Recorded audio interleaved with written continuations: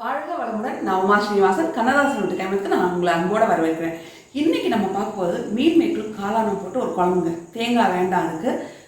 ஆனால் இது எல்லாத்துக்குமே மேட்ச் ஆகும். சாதம், தோசை, இட்லி எல்லாம் நான் எல்லாமே சில இது எல்லாமே அப்படி தான் சொல்கிறேன். நான் எல்லாத்துக்கும் மேட்ச் ஆகிற மாதிரி இது எல்லாத்துக்குமே மேட்ச் ஆகும். ரொம்ப டேஸ்ட்டும் ரொம்ப நல்லாயிருக்கும் தேங்காய் ஊற்றாமல். அதை எப்படி செய்யலாம்னு பார்க்கலாம்.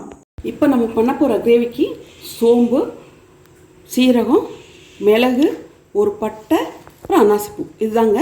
ஆனால் எல்லாமே அரை ஸ்பூன் போதும். பட்டையும் ஒன்று போதும், அன்னாசிப்பூவும் ஒன்று போதும். அதுக்கு மேலே எடுக்க வேண்டாம். இதை இப்போ எல்லாம் வறுத்துக்கலாம். இதோட 3 பாதாம் பருப்பு, 6 முந்திரி பருப்பு.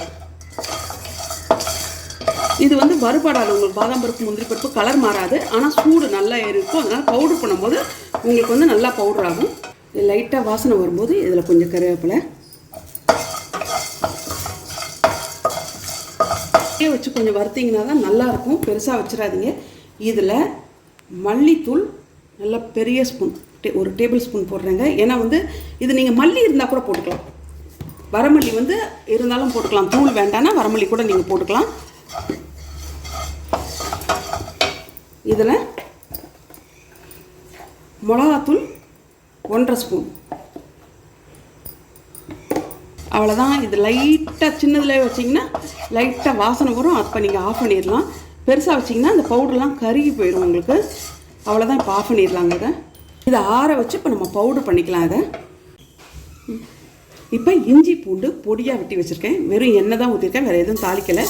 இஞ்சி பூண்டு பொடியாக வெட்டி வச்சதை போடலாம். இது இஞ்சி பூண்டு பொடியாக வெட்டி வாயில் படுறது பிடிக்காது எங்களுக்கு இஞ்சி பூண்டு அப்படின்னு நினச்சிங்கன்னா நீங்கள் இஞ்சி பூண்டு அரைச்சி விழுத கூட நீங்கள் போட்டுக்கலாம். ஆனால் இது ரொம்ப நல்லாயிருக்கும். இந்த வாயில் படுறது அப்படி பிடிக்கல பட்சத்தில் நீங்கள் இஞ்சி பூண்டு விழுத போட்டுக்கோங்க. இஞ்சி பூண்டு விழுத போட்டிங்கன்னா நல்லா 1 ஸ்பூன் ஃபுல்லாக போட்டுக்கோங்க.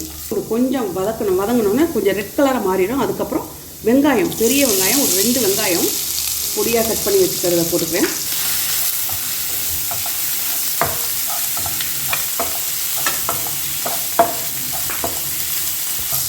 இது கொஞ்சம் வதக்கலாம். அந்த வெங்காய வாசனை போகிற அளவுக்கு வதக்கலாம். இப்போ பாருங்கள், நல்ல வெங்காயம் கலர் மாறிடுச்சு. வாசனை போகிற அளவுன்னு சொல்லிட்டேன். வாசனை நல்லா கமகமன்னு வர அளவுக்கு செவக்க வறுத்துடணும். வறுத்துட்டு இதில் ஒரு தக்காளிங்க மிக்ஸி அரைச்சி ஊற்றி வச்சுருக்கேன். தண்ணி மீதியை ஒரு தக்காளி, பெரிய தக்காளியாக எடுத்து ஊற்றிக்கிட்டிங்கன்னா போதும். அரைச்சி ஊற்றிக்கிட்டிங்கன்னா இப்போ தக்காளி விலையும் பயங்கரமாக இருக்கும் உங்களுக்கு. ஆனால் இதுக்கு நார்மலாகவே ஒரு தக்காளி போதுங்க. இப்போ இது நல்லா கொதிக்கும் போது மஞ்சத்தூள் 1/2 ஸ்பூன் போட்டுக்கலாம். தேவையான அளவு உப்பு போட்டுக்கலாம். இதை நல்லா வதக்கும் போதே இதில் 2 பேக்கெட் நான் வாங்கினேன் காளான், அதையும் போட்டுக்கலாம்.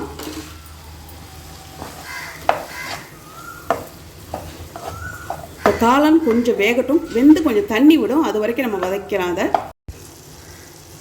இப்போ தண்ணி விட்டுருச்சு பாருங்கள். இதில் மீல் மேக்கர் நல்லா 2 கைப்பிடி எடுத்து சுடு தண்ணியில் போட்டு வேக வச்சு புளிஞ்சு எடுத்து வச்சுருக்கேன். இது நீங்கள் கிரேவியாகவும் வச்சுக்கலாம், இல்லைன்னா ட்ரையாகவும் வச்சுக்கலாம். எப்படி வச்சிங்கன்னாலும் நல்லாயிருக்கும். சாதத்துக்கும் நல்லாயிருக்கும், சப்பாத்தி, தோசை எல்லாத்துக்குமே இது நல்லாயிருக்கும். இப்போ அரைச்ச பவுட்ரு இப்போ போட்டுடலாம். இதில் இப்போ அரைச்ச பவுட்ரு போட்டுடலாம். இதில் நம்ம பார்த்தா கொஞ்சம் கொஞ்சம் தான் எடுத்து வச்சுருப்போம். 1/2 ஸ்பூன் தான். ஆனால் அது பவுடராக வரும்போது உங்களுக்கு நிறையாவே வரும் அந்த பவுட்ரு.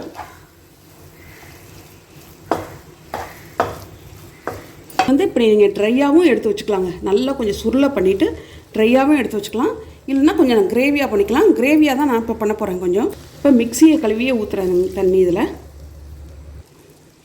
இப்போ பார்த்தீங்கன்னா கிரேவி ரொம்ப நல்லாயிருக்கும். இது உங்களுக்கு பாருங்கள் திக்காகவும் இருக்கும். அதுக்கு தான் நம்ம பாதாம் பருப்பு, முந்திரி பருப்பு போடுறோம். திக்காகணும். அதே சமயம் டேஸ்ட்டும் நல்லாயிருக்கும். ரொம்ப டேஸ்ட்டும் ரொம்ப நல்லாயிருக்கும். அதனால தான் அது 2ம் போடுறது. இது நீங்கள் ரொம்ப நேரம் கொதிக்கணும் இல்லை, லைட்டாக ஒரு கொதி வந்தாவே போதும். ஏன்னா எல்லாமே வறுத்து அரைச்சி தான் போட்டிருக்கோம். இப்போ கொத்தமல்லி, அதனால் உங்களுக்கு பச்சை வாசனையெல்லாம் வந்துடாது. இதில் இது எப்படின்னா கறி மசாலா மாதிரி இருக்குங்க. ரொம்ப நல்லாயிருக்கும் இது. இப்போ இதை ஆஃப் பண்ணிடலாம். காளான் மீன் மேக்கர் கிரேவி இப்போ ரெடி ஆயிடுச்சு. உங்களுக்கு இது சாதத்தில் அப்படி போட்டு பரட்டி சாப்பிட்டிங்கனாலும் நல்லாயிருக்கும். சப்பாத்தி, தோசை, இட்லி எல்லாத்துக்குமே இது ரொம்ப நல்ல சைட் டிஷ்ஷாக இருக்குங்க. உங்களுக்கு அந்த குழம்பு எப்படி செஞ்சோன்னு பார்த்தோம். அது ரொம்ப நல்லா இருக்குங்க. நீங்கள் பண்ணி பாருங்கள். உங்களுக்கு டேஸ்ட் ரொம்ப பிடிக்கும். பிடிச்சிருந்தா எனக்கு கமெண்ட்டில் கட்டாயம் சொல்லுங்கள். வாழ்க வளமுடன்.